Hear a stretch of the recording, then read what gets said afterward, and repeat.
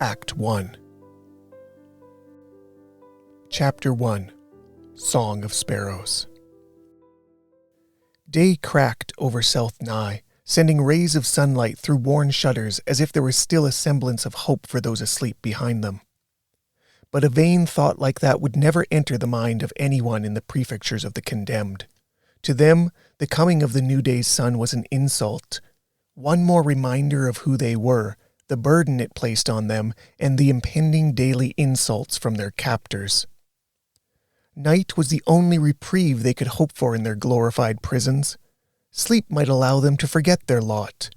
Even a nightmare might give them an enemy they could resist. That would be better than what awaited most Theutons during another day under Rāyin rule.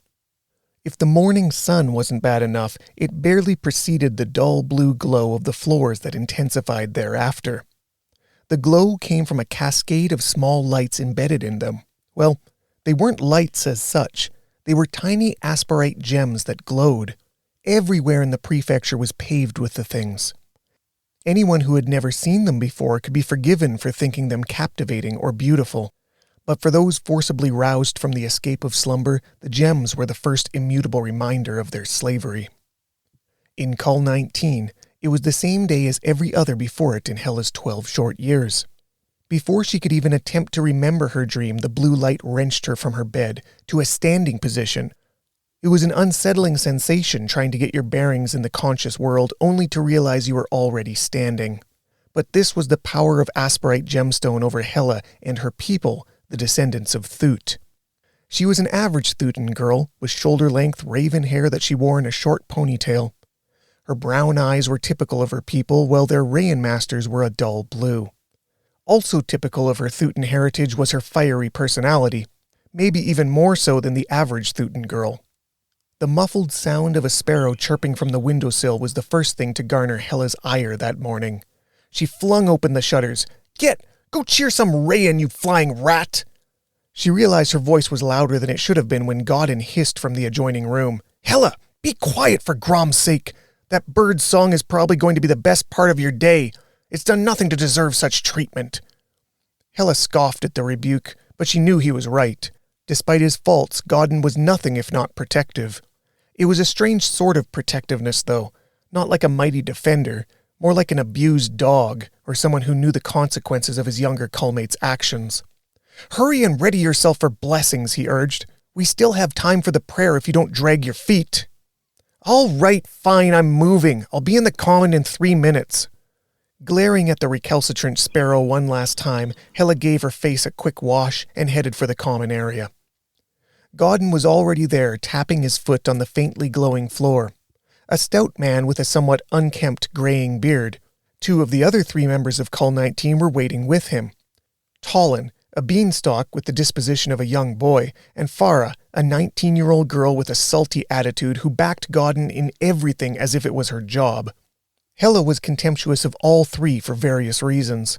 Tallin for his dopey ignorance, Farah for the way she sucked up to Godin every chance she got, and of course Godin. In his case, it wasn't as much contempt as disappointment.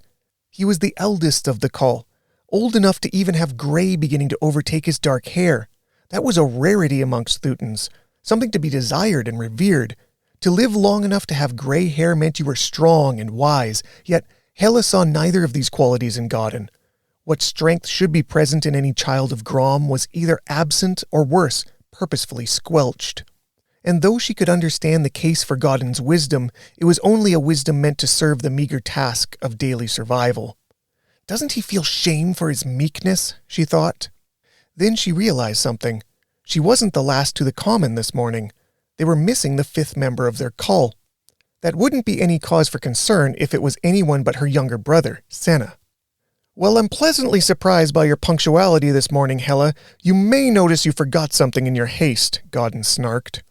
"I'm coming! I'm here, Godin!" a small voice called.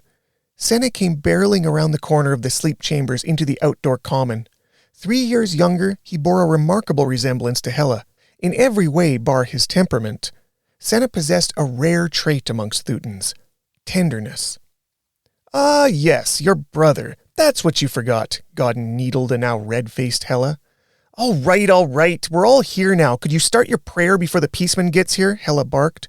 Our prayer, Farah retorted. It's not just his prayer.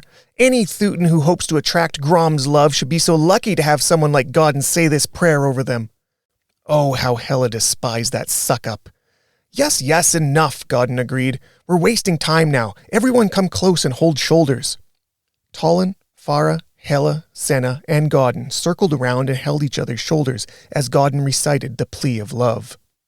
O blessed Grom, matron of love and the unvanquished flame, we, your children, plead for and beseech your protection as our unity allows. Glow strong in us that the night may not hide the splendor of your love, a love unbounded and unbroken. At that, all 5 Thutans responded in unison, Grom's love. Just in time. The outer doors of the common opened and the recognizable voice of a peaceman rang out. Thutans of Cull 19, assemble! Their feet responded to the sudden pulse of blue light beneath them, which forced them to their daily attention spots at the front of the common. Thutans, move out! The peaceman barked. The asprite walkway that led out of Cull 19 illuminated. All 5 of its residents marched down it in perfect sequence. As Hela's feet led her out of the Cull, she wondered if her Cull mates would walk the same way if they weren't in thrall to these cursed stones. Was there even a remnant of Thutan pride left in their souls? Or were her people finally broken? What a question to think as your own traitorous feet drew you forward. But they can't control my mind, she thought. They can have my body, but they will never have my soul.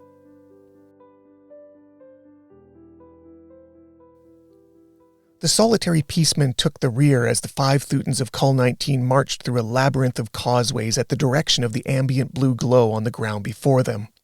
Godden was in the lead, with Hela at the end of the row. She could sense the ambivalence of the Rāyin behind her, how he knew his duty but would far rather just have killed all 5 of them and called it a day. How arrogant for one single Rāyin to feel superior within arm's reach of 5 Thutans, she thought. Doesn't he know his own people's history? They're so determined to ingrain it in all of us so we never forget the only reason we're these people's slaves is because they used to be ours. It used to take 10 Rāyins to defeat one of us. The indignity was something Hela could never accept. Despite being just 12 years old, she had always loathed the Rāyins as if it were her birthright. Her age had never represented her well. One would think that she was an old soul crammed into a 12-year-old body. But this was the current state of the Thutan race. A once indomitable force, now frail and beaten to heel by those they had conquered. Taught young that they deserved this and worse for the atrocities their ancestors had wrought on the Rāyin people all those centuries ago.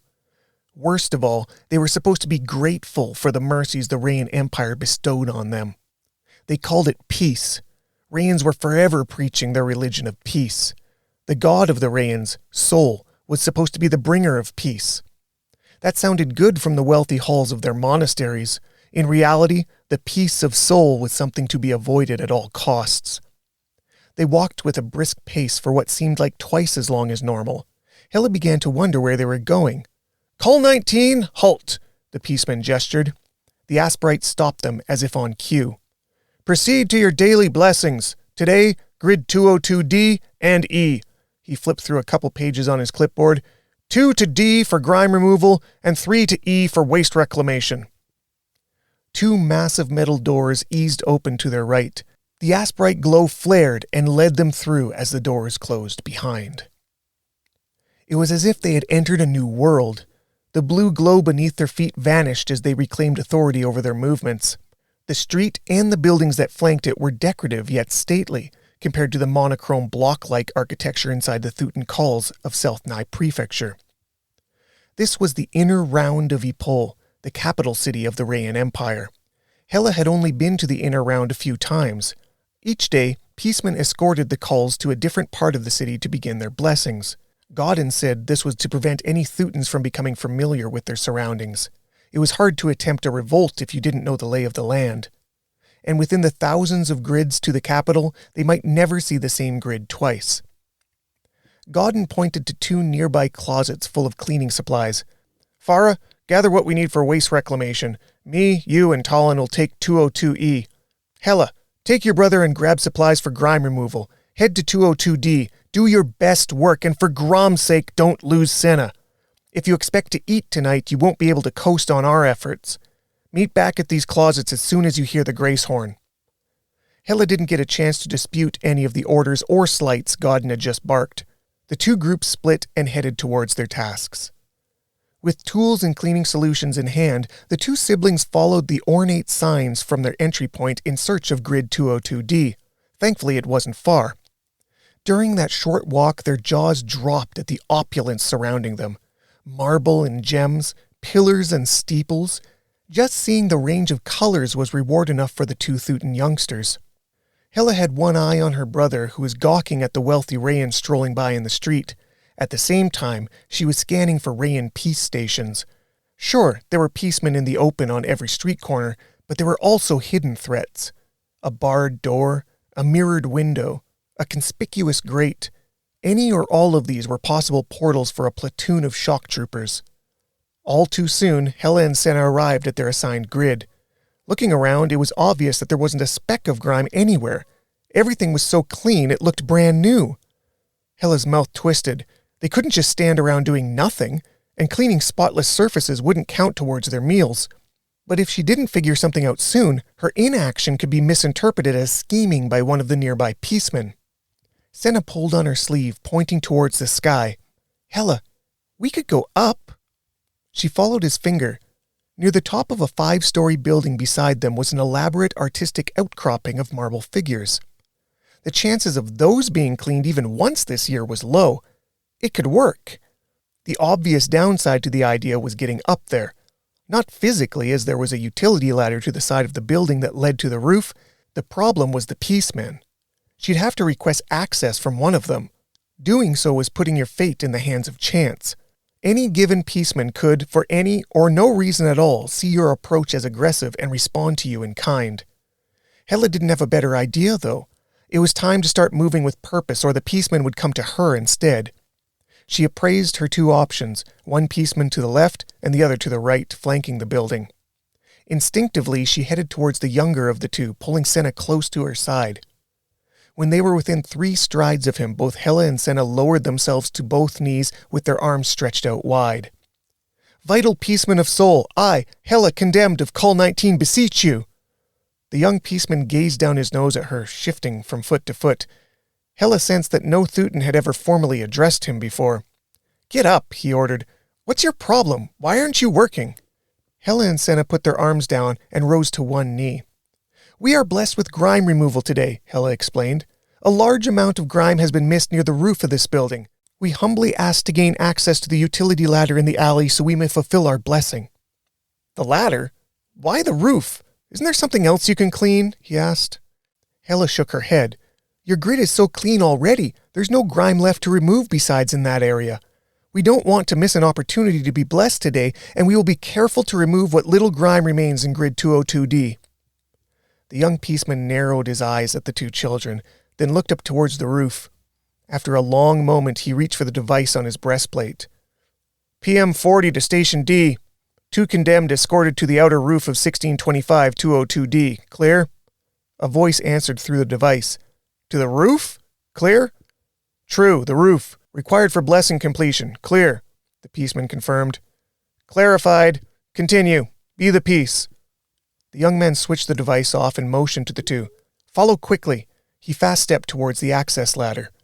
Hela closed her eyes in relief, then jerked her brother's hands. That could have gone a lot worse. They reached the utility ladder. The peaceman removed his asperite-encrusted saber and pointed it at the metal grate that blocked its access point.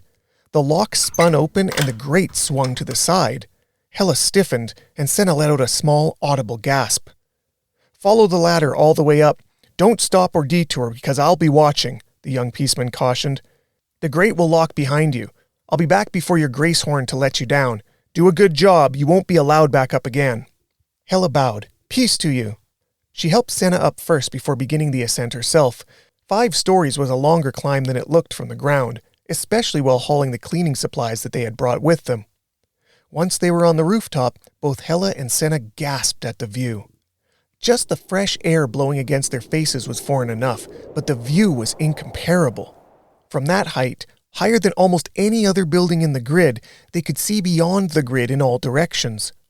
Senna started patting his sister's shoulder. Look over there, Hella! You can see where we came into the grid!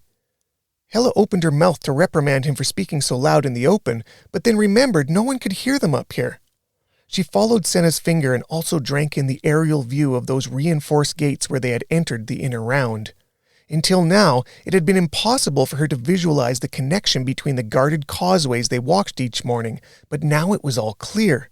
The city was built in concentric circles that were divided into grid portions by the narrow asperite causeways that directed its Thutan workforce without disturbing the daily activities of the Rāyin populace.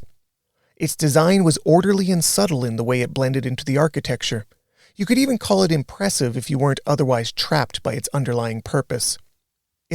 I don't even know the word, stuttered Hella in response to her brother's elation.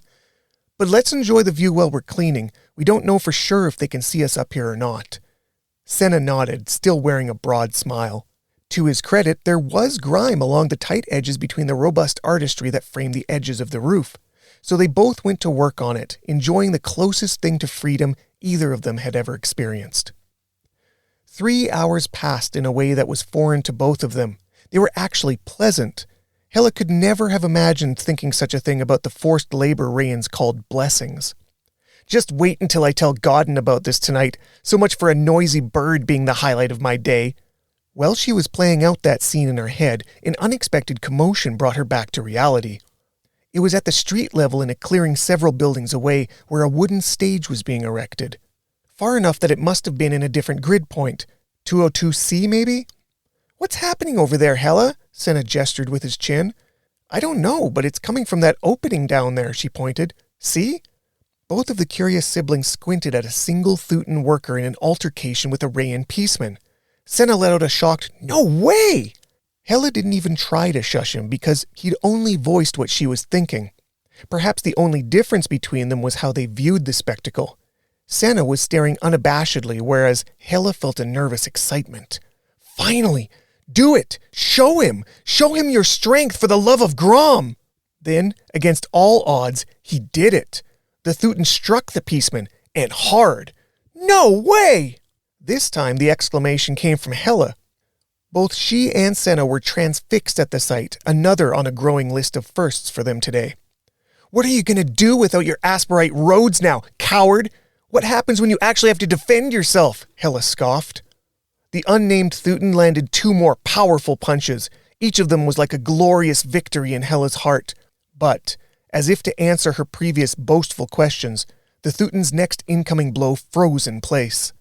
Before she could question what had happened, she caught sight of 5 Rāyin shock troopers closing the distance with their asperite sabers drawn and pointed at the attacker. The injured peaceman scurried on his hands and feet away from his now paralyzed aggressor. How? Hella's voice cracked. There's no asperite floors. It's like the lock on the ladder grate, Senna muttered. Look, they're swords. Hella squinted harder. Then she saw it. Their sabers were each pulsing the same asperite blue she knew all too well. She gritted her teeth hard enough to make an audible grinding sound. Those dogs! Spineless dogs! Let the man fight with honor! Let him show he's anointed by Grom! Regardless of her righteous indignation, the scene moved forward. It was already over. Before the finale, she knew the man had no chance. The 5 surrounding Rāyins held their positions as the other, nose-bloodied, approached his helpless assailant. He pointed to the hand that had struck him, shouting something inaudible. Then, he withdrew his own asperite saber and cleaved it off in a single slash. The Thutan wailed as blood sprayed from his fresh wound, his now severed hand still unnaturally frozen in space. But that wasn't enough. Brandishing the saber, the peaceman grabbed the Thutan by the cheek with his free hand and slammed the weapon down on the shoulder of the arm he had just attacked. It severed completely from the socket. Hella muffled a shriek with both hands while Senna buried his face in her shirt. Enough! Enough! Stop it! Somebody stop it! She screamed in her head as tears flowed down her face. If she had more sense, she would have hidden her eyes like Senna, but something in her wouldn't allow her to look away. She was frozen in place. The paralyzed Thutin was now bleeding profusely from 2 morbid wounds, the sight of which should have turned any onlooker's stomach, but, unbelievably, it seemed only to embolden the insulted Rāyin. He pointed the bloodied end of his weapon at the victim's face, raised it once more and brought it down diagonally through the man's torso. That blow appeared to kill him, but the pieceman must have been embarrassed that it didn't get all the way through the torso with his killing blow. He pulled his saber free and hacked again and again until there was a chasm butchered through the lifeless, suspended body. At that, the 5 other piecemen lowered their weapons, and all the floating chunks landed to the ground in a grotesque heap. It was over. She lifted Senna's head, taking shaky breaths. "It's done.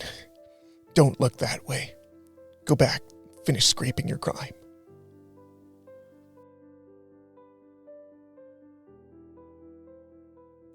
All 5 Thutins of Cull 19 were returned to their common shortly after sundown, meals in hand. When Godden tried asking Hela how her blessing had gone, she wouldn't even look him in the eye. Senna started quietly sobbing, so Godden didn't force the issue. That was enough of an answer for him. Each of them ate their meager meals together in the common area. Then they returned to their assigned rooms before the sun set and the floors coerced them. Hela lay in her bed, the muffled sounds of Senna's sobbing still coming through the wall. Her eyes, wide and unblinking, were locked on the windowsill. There perched the same sparrow, chirping the same song. It flew away as the sun set over South Nye, but Hela's room didn't go entirely dark.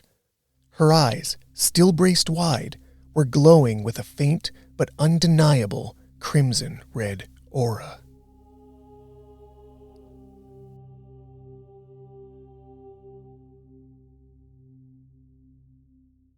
Notes from the Acolyte.